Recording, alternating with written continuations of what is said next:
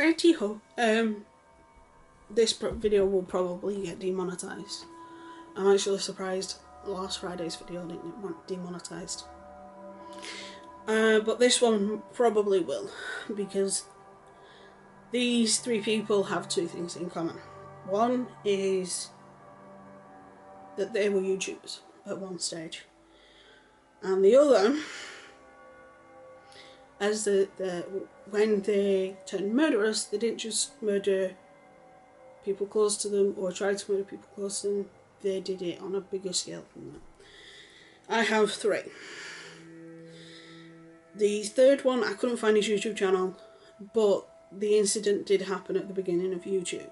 So I think he probably had a YouTube channel on the early stages of YouTube, but because he's been in prison since, I think, 2006, and his YouTube channel's been inactive since then, I think his channel's since been deleted, but the other two channels are still available, unfortunately. The first one is Gerard Lee Lochner. So we're talking about three murderous YouTubers. When I was going through, there was obviously the accident that I've mentioned in previous videos and things like that. There was a handful, but these were probably the three biggest that I could find that probably had the most impact on things. One of them especially. Right, Gerard Lee Lochner, whose YouTube channel is called Classy Up 10, and his subscriber count is at 2,950. He was born September the 10th, 1988, so he's 6 years younger than me. And he was an American mass murderer who pled guilty to 19 charges of murder and attempted murder in connection to a January attack on January the 8th, 2011, which was the Tucson shooting, in which he shot and severely injured US Representative Gabrielle Giffords, who was his target. He killed 6 people, which included Chief US District Court Judge John Roll, and he also included a 9-year-old bystander called Christina Taylor Green. He shot and injured a total of 13 people. One other man was injured subduing him and getting him under control. He has 7 life sentences without the possibility of parole, plus an additional 140 years. He used a 9mm Glock pistol. He's imprisoned at Federal Medical Center. He was diagnosed with paranoid schizophrenia after his arrest and incompetent to stand trial. He was then medicated. He was judged again incompetent in May 2012, but in August 2012 he was judged competent to stand trial and pled guilty to the offences. Authorities were aware of him prior to the shooting. On September the 29th, I think it was 2010, police found a YouTube video in which Lochner stated that the university was unconstitutional, and he said to several people, and I think in one of his videos as well, that he was going to shoot some people, and people were trying to tell the authorities, but they did nothing. After the incident happened, it was like, which from the mass shootings that I've looked at, there have been telltale signs that have been missed as well in those, especially in the Columbine ones.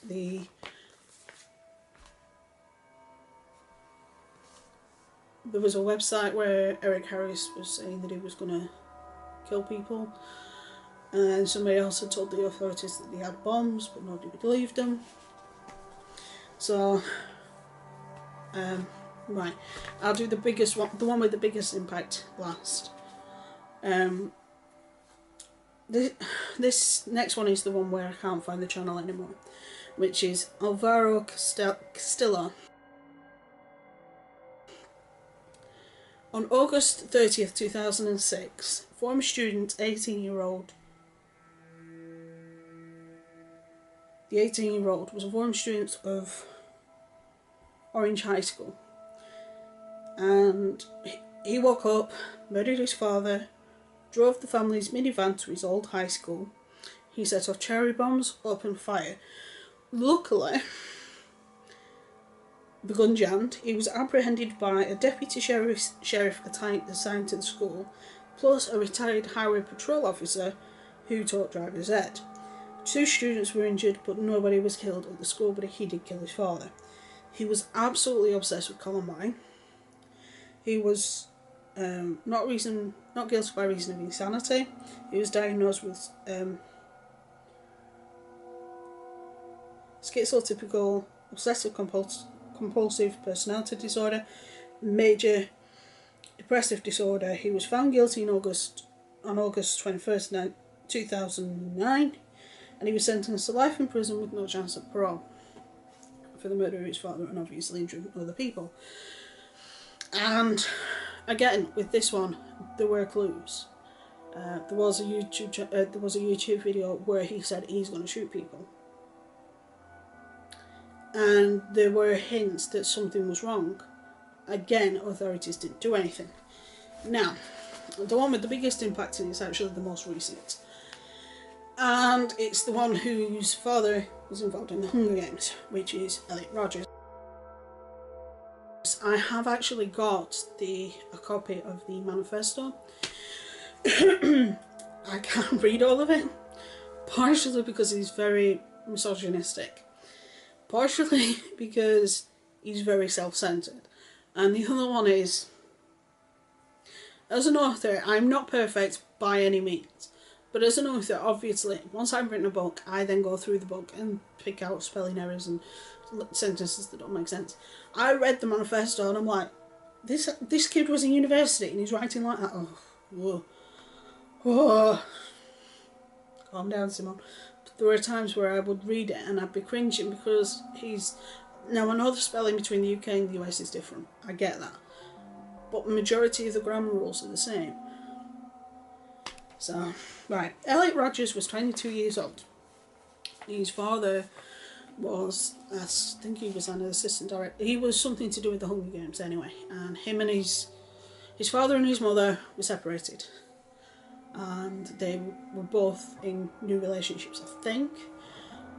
And he was very close with his mother. He wasn't very close with his father. On May 23rd, 2014, in Isla Vista, California, he killed 6 people. He injured 14 near the campus of the University of California, Santa Barbara. He then killed himself inside his own vehicle. The weapons he used were 2 knives, a Glock 34 handgun, a 2 Sig Sauer P.226 handguns, and a BMW 3281 Coupe, which was his car. He killed 7 people, 3 by stabbing, and they were stabbed in the perpetrator's apartment. I think they were either roommates or friends, or a combination. There was a couple of roommates and a friend or something. And then 4 by gunfire, which included himself. He injured 14, 7 by gunfire, 7 by his own car. The motive was revenge for perceived sexual and social rejection. He had a video called Elliot Rodgers Retribution, which outlined the details of the coming attack. No one told police or the family, despite the video being up. It has since been removed by YouTube, but I have seen it. I have seen clips on other people's channels, and I think there is actually a copy of it on somebody else's channel. He emailed out a manifesto, but by the time someone told authorities about the manifesto and what he was planning, it was too late.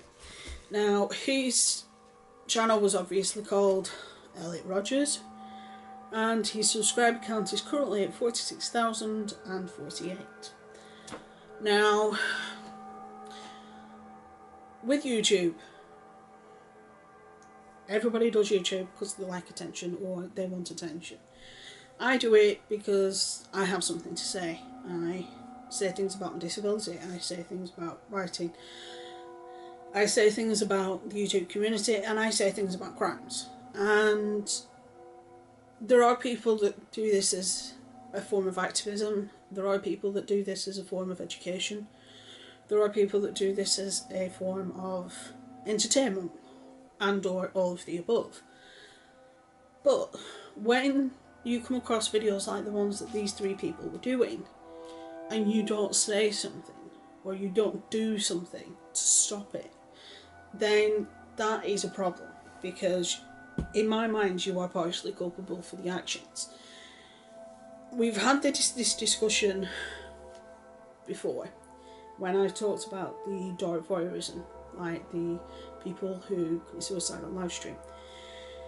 And there is another issue going on about live streaming, but I'm going to touch on that in a separate video, because that's one video I'm going to have to do when he's not here, because if I do it while he's here, he will lose his work.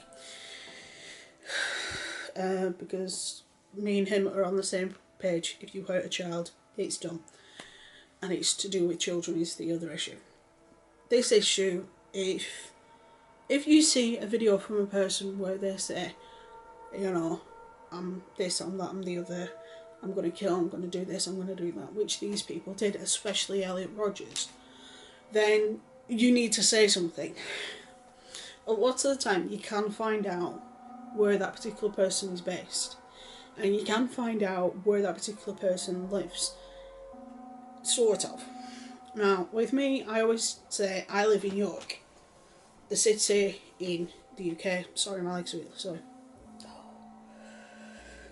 I live in York, which is one of the oldest cities in the UK, and while I'm relatively secretive about where exactly in York I live, it's clear I live in York.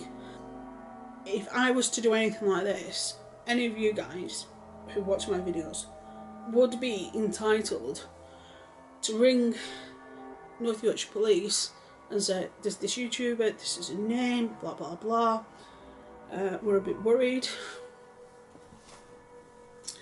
you know, she's saying this, she's saying that. And then obviously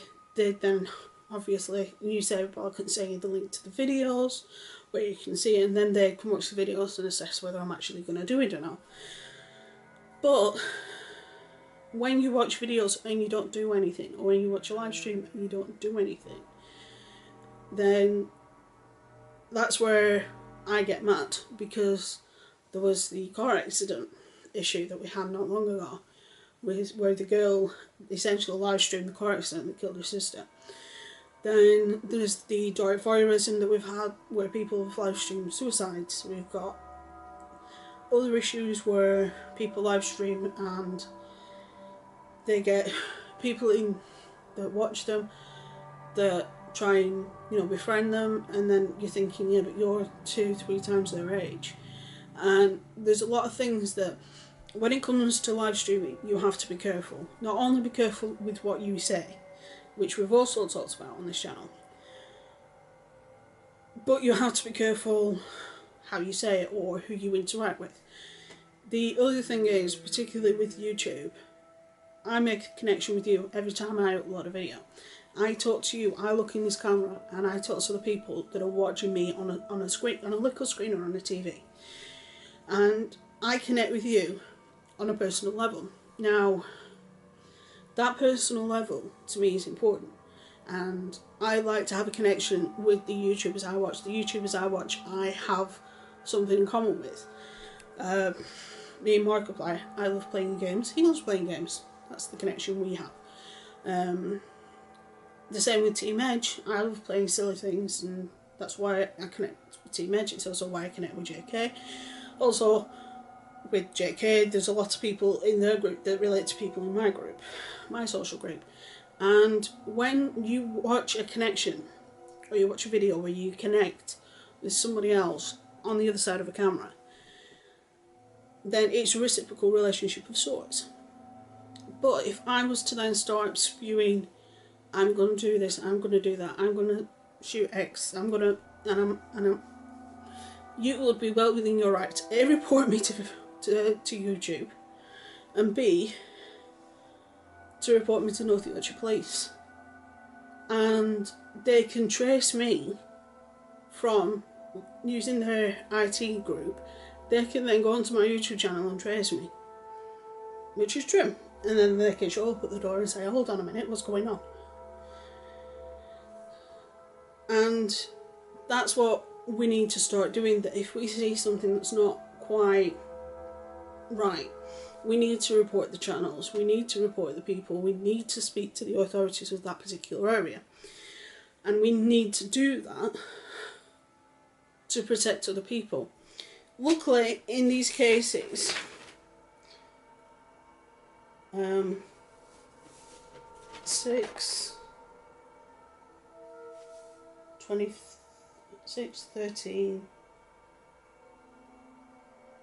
14 people died by the hands of these 3 people.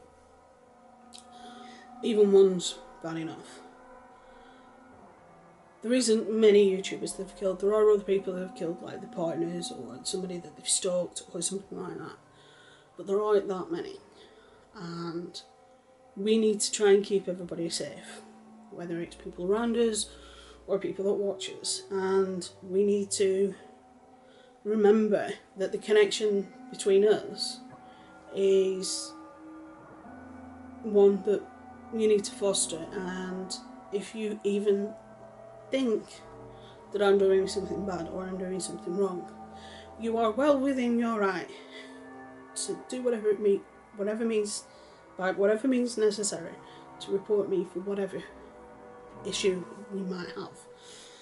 Now, I've had videos reported because they're not advertiser friendly. That's fine. I haven't had any privacy complaints, and I haven't had any major issues. I have had mainly minor copyright strikes, which are generally on my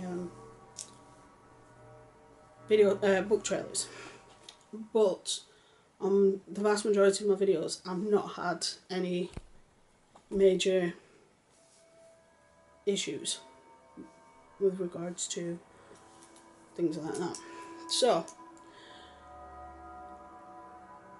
if you see a YouTuber who is going too far, while I don't like Joy, I don't think she's gone too far to the point where she's going to do stupid things like this yet.